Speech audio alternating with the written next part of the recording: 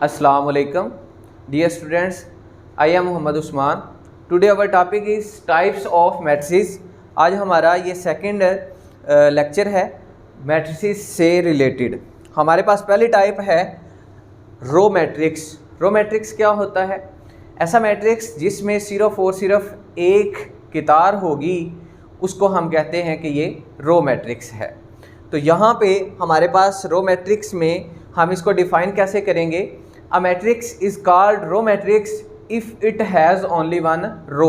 ऐसा मैट्रिक्स जिसमें सिर्फ एक ही रो होगी, उसे हम कहेंगे कि ये रो मैट्रिक्स है। फॉर एग्जांपल हमारे पास ये एक ए मैट्रिक्स है, इसके अंदर 1, 2 एंड 3, ये मैंने अगर एक मैट्रिक्स लिखा है तो इसको हम कहेंगे कि ये रो मैट्रिक्स है। देन कॉलम मैट्रिक्स, ऐसा मैट्रिक्स जिसमें सिर्फ एक ही कॉलम होगा, उसे हम कहेंगे कि ये कॉलम मैट्रिक्स है। अगर हम इंग्लिश में डिस्क्राइब करें तो हमारे पास क्या होगा जी? A matrix is called column matrix if it has only one column, जिसमें सिर्फ एक ही कॉलम होगा, उसे हम कहेंगे कि ये कॉलम मैट्रिक्स है। फॉर एग्जांपल मैं इसको बी का नाम दे देता हूँ और इसके अंदर कोई भी नंबर लिख देता हूँ 4, 5 एंड 6। ये मेरे पास एक कॉलम मैट्रिक्स बन चुका है जिसमें सिर्फ एक ही कॉलम है। देन हमारे पास नेक्स्ट है रेक्टेंगुलर मैट्रिक्स। रेक्टेंगुलर मैट्रिक्स ऐसा मैट्रिक्स होता है जिसमें रोज़ और कॉलम्स की तादाद जो है वो आपस में बराबर नहीं होती। Rectangular matrix, a matrix is called rectangular matrix if it has if number of rows is not equal to the number of column.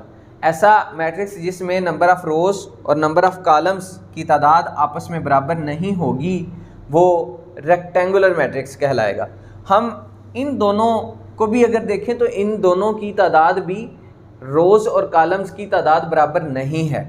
तो मैं इसके अलावा जो है वो कोई मैट्रिक्स लिख लेता हूँ, जैसे कि 1 है, 2 है और 3 है, 6 है, 7 एंड 8। ये हमारे पास जो मैट्रिक्स बना है इसको हम कहेंगे कि ये रेक्टेंगुलर मैट्रिक्स है। क्यों?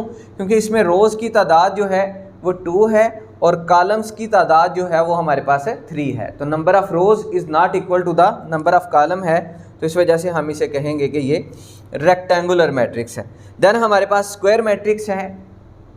अ matrix is called square matrix if number of rows equal to the number of column. अगर हमारे पास नंबर ऑफ़ रोज़ जो हैं वो इक्वल हो जाए नंबर ऑफ़ कॉलम के, तो हम देन उसे कहते हैं कि ये स्क्वायर मैट्रिक्स है। वो 2/2 का भी हो सकता है और 1/1 का भी हो सकता है, मतलब जिसमें सिर्फ एक ही कितार होगी और एक ही कॉलम होगा। फॉर एग्जांपल मैं लिख देता हूँ, यहाँ पे ई सेकंड वाला हमारे पास है जिसमें सिर्फ 5 ओनली जो है वो लिखा है। तो इसमें अगर आप देखें तो एक ही रो है और एक ही कॉलम है। देन हमारे पास है नल और zero matrix. A matrix is called null और zero matrix if each of its entries is a zero, जिसकी हर एक एंट्री जो है वो ज़ीरो हो जाएगी, उसे हम कहेंगे कि ये ज़ीरो मैट्रिक्स है। फॉर एग्ज़ाम्पल ये हमारे पास एक मैट्रिक्स है, तो इसे हम कहेंगे कि ये नल या ज़ीरो मैट्रिक्स है। ये हमारे पास है। पहला बोर्ड जो है वो सॉल्व हो चुका है। अब हम नेक्स्ट अपने बोर्ड की तरफ चलते हैं। हम अपने नेक्स्ट बोर्ड के ऊपर आ चुके हैं। सबसे पहली इस बोर्ड के ऊपर हमारे पास जो डेफिनेशन है वो है types transpose of a matrix. Transpose एक ऐसा मैट्रिक्स होता है जिसमें रोज़ को कॉलम में कन्वर्ट कर दिया जाए या कॉलम्स को रोज़ में कन्वर्ट कर दिया जाए, तो हमारे पास जो नया मैट्रिक्स हासिल होगा उसे हम कहेंगे कि ये ट्रांसपोज मैट्रिक है। यहाँ पे हमारे पास, मैं इंग्लिश में अगर इसको डिस्क्राइब करूँ तो क्या होगा? A matrix obtain by interchanging the rows into columns और columns into rows of that matrix. For example मेरे पास अगर एक ए मैट्रिक्स है 1, 2, 3 एंड 4, अगर मैं इसका ट्रांसपोज लूँ तो मेरे पास क्या होगा?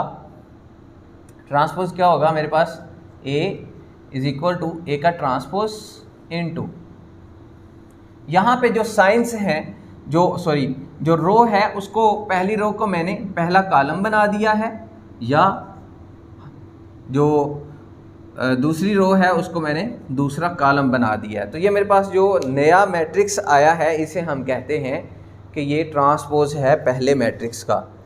नेक्स्ट हमारे पास डेफिनेशन है negative of a matrix. Negative matrix ऐसा मैट्रिक्स होता है जिसमें हम साइंस जो है उस मैट्रिक्स के चेंज कर दें, तो जो नया हासिल होने वाला मैट्रिक्स हासिल होता है उसे हम कहते हैं कि वो नेगेटिव मैट्रिक्स है। फॉर एग्ज़ाम्पल हमारे पास पहले एक ए मैट्रिक्स है, यहाँ पे 1 -3 4 एंड -6। अगर मुझे इसका नेगेटिव मैट्रिक्स चाहिए तो मैं क्या करूँगा, दोनों साइड पे नेगेटिव से मल्टीप्लाई कर दूंगा। जो इधर वाला नेगेटिव का साइन होगा वो अंदर जाके जब मल्टीप्लाई होगा तो -1 आ जाएगा, और देन हमारे पास ये प्लस की वैल्यू आ जाएगी और ये हमारे पास माइनस की वैल्यू। क्यों? क्योंकि हम साइंस चेंज कर रहे हैं। देन 6 जो है वो प्लस का हो जाएगा और हमारे पास ये नेगेटिव मैट्रिक्स जो है वो हासिल हो चुका है। नेक्स्ट हमारे पास है सिमेट्रिक मैट्रिक्स। क्या होता है सिमेट्रिक मैट्रिक्स? के लिए पहले ये कंडीशन है कि ये स्क्वायर मैट्रिक्स हो। Square matrix, a square matrix is called symmetric matrix if A का transpose is equal to A. अगर ए का ट्रांसपोज ए के इक्वल आ जाए तो उसे हम कहते हैं कि ये सिमेट्रिक मैट्रिक्स है। फॉर एग्जांपल यहाँ पे मेरे पास एक वैल्यू है ए, अगर मैं इसका ट्रांसपोज लूँ और वो ए के इक्वल आ जाए, फॉर एग्जांपल 1 2 2 एंड 1 है, इसका मैं अगर ट्रांसपोज लूँ तो मेरे पास क्या आएगा, ए का ट्रांसपोज इज इक्वल टू, अगर मैं इसका ट्रांसपोज लूँ तो मेरे पास आएगा 1। ये वाली रो जो है ये पहला कॉलम बन गई है, और जो सेकंड वाली रो है इसको मैं दूसरा कॉलम बना देता हूँ। तो जो नया मेरे पास मैट्रिक्स आया है वो आप देख रहे हैं कि वो ए के इक्वल है। तो इस वजह से हमारे पास ये कंडीशन सेटिस्फाइज हो चुकी है, इस वजह से हमारे पास ये सिमेट्रिक मैट्रिक्स है। देन नेक्स्ट हमारे पास है स्क्यू सिमेट्रिक मैट्रिक्स। क्या होता है स्क्यू सिमेट्रिक में? क्या होता है कि इसमें भी एक स्क्वायर मैट्रिक्स ही होता है, लेकिन जो ए का ट्रांसपोज है वो -a के इक्वल आता है इसमें। जैसे यहाँ पे हमारे पास ए वैल्यू थी तो ए का ट्रांसपोज लिया है तो ए आ गया। अब हमारे पास अगर ए का ट्रांसपोज -a के इक्वल आएगा तो उसे हम कहेंगे कि ये स्क्यू सिमेट्रिक मैट्रिक्स है। फॉर एग्जांपल यहाँ पे मैं बी इसका नाम दे देता हूँ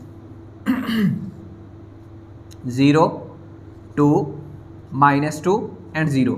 अगर मेरे पास ये वैल्यू है, अब मैं इसको अगर ट्रांसपोज लूँ इसका b का, सॉरी यहाँ पे मैंने अगर b लिखा है तो मैं यहाँ पे भी b कर देता हूँ, ठीक है, ये मैंने इस साइड पे भी b कर दिया।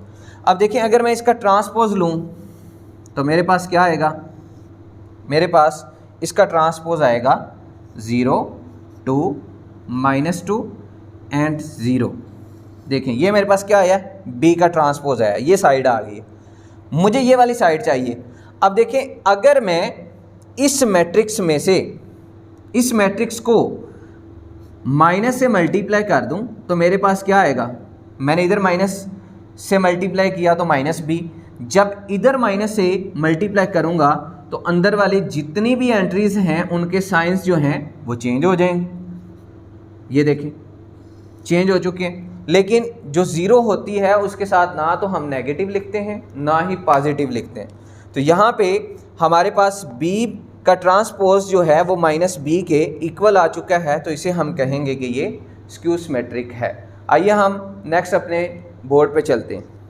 अब हम अपने नेक्स्ट बोर्ड पे आ चुके हैं और इसमें हमारे पास इस बोर्ड के ऊपर पहली डेफिनेशन है डायगोनल मैट्रिक्स। डायगोनल मैट्रिक्स ऐसा मैट्रिक्स होता है कि जो स्क्वायर मैट्रिक्स हो और उसकी डायगोनल एंट्रीज में से कम अज़ कम एक एंट्री जो है वो नॉन ज़ीरो हो, एंड other entries are 0.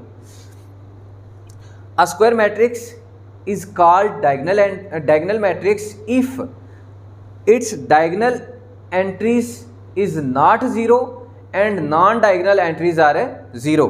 तो यहाँ पे अगर मैं इसको लिखूँ तो मेरे पास क्या होगा, A मैट्रिक्स है, A में डायगनल्स में से कोई एक जो है वो 0 ना हो, यहाँ पे भी 0, यहाँ पे भी 0, यहाँ पे भी 0, और यहाँ पे अगर मैं 2 कह दूँ, यहाँ पे मेरे पास 0 होगा और ये भी 0 होगा, ये भी 0 होगा, और यहाँ पे मैं अगर फॉर एग्जांपल 1 कह देता हूँ। तो मैंने कहा था कि डायगनल एंट्रीज में से कोई एक नॉन ज़ीरो हो, लेकिन यहाँ पे आप देख रहे हैं कि 2 नॉन ज़ीरो हैं, तो फिर भी डायगनल ही कहलाएगा। और जो नॉन डायगनल एंट्रीज़ हैं ये वाली नॉन डायगनल एंट्रीज़ हैं, और ये क्या हैं, ये ज़ीरोज़ हैं। तो ये हमारे पास डायगनल मैट्रिक्स है। नेक्स्ट हमारे पास है स्केलर मैट्रिक्स। स्केलर मैट्रिक्स जो है वो डायगनल से ही ड्राइव किया जाता है। Diagonal matrix is called scalar matrix if its diagonal entries are same, मतलब जो डायगनल एंट्रीज हैं वो सारी के सारी क्या होनी चाहिए, सेम होनी चाहिए। तो डायगनल एंट्री सेम होंगी तो उसे हम कहेंगे कि वो स्केलर मैट्रिक्स है। फॉर एग्जांपल यहाँ पे मैं बी कह देता हूँ, तो मेरे पास डायगनल एंट्रीज अगर यहाँ पे के आ गया है 0 0 0 1, सॉरी के आएगा, देन 0 0 0 और के, तो आप देख रहे हैं कि डायगनल एंट्री सारी क्या हैं, सेम है। डायगनल एंट्री सारी सेम हो तो उसे हम कहते हैं कि ये स्केलर मैट्रिक्स है। और नॉन डायगनल एंट्रीज का जीरोस होना ज़रूरी है। इसके अलावा ये 3/3 का है, 3/3 के अलावा भी मैट्रिक्स हो सकता है, 1/1 भी हो सकता है, 2/2 भी हो सकता है। तो जो डायगनल एंट्रीज हैं वो सेम होनी चाहिए, वो 2 भी हो सकती है, वो 3 भी हो सकती है, 3 सेम हो जाएं, 2 सेम हो जाएं, ये सारा का सारा जो है वो स्केलर मैट्रिक्स कहलाता है। नेक्स्ट है आइडेंटिटी और यूनिट मैट्रिक्स। तो ये भी सेम एज इट इज़ जो डायगनल मैट्रिक्स हमने पढ़ा है वैसी ही है। इसमें क्या होता है, a diagonal matrix is called identity और unit matrix if its diagonal entries are 1। अगर डायगनल एंट्रीज 1 हैं तो उसे हम कहेंगे कि ये हमारे पास जो है वो आइडेंटिटी मैट्रिक्स है, 1 0 0 एंड 1। तो ये 2/2 भी हो सकता है, 3/3 भी हो सकता है, 1/1 भी हो सकता है। 1/1 में क्या होगा कि सिर्फ और सिर्फ हमारे पास उसके अंदर ओनली 1 आ जाएगा।